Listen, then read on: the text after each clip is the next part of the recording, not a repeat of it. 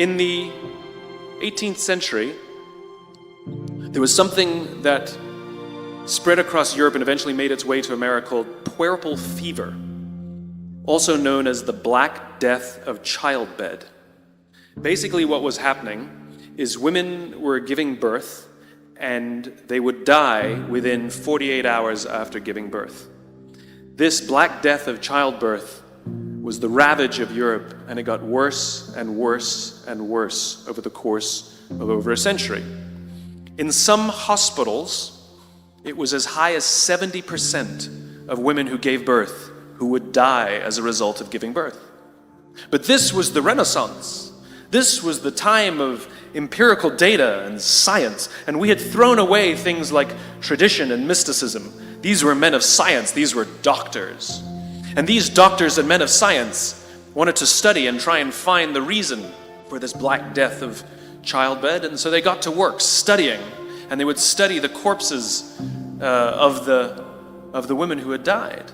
And in the morning they would conduct autopsies, and then in the afternoon they would go and deliver babies and finish their rounds.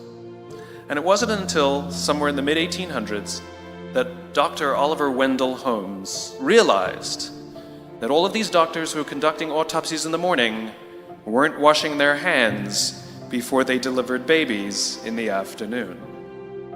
And he pointed it out and said, "Guys, you're the problem." And they ignored him and called him crazy for 30 years.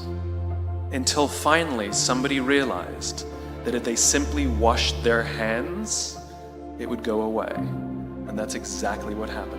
When they started sterilizing their instruments and washing their hands, the Black Death of childbed disappeared. The lesson here is, sometimes you're the problem. And my point is take accountability for your actions. You can take all the credit in the world for the things that you do right, as long as you also take responsibility for the things you do wrong. It must be a balanced equation. You don't get it one way and not the other. You get to take credit when you also take accountability.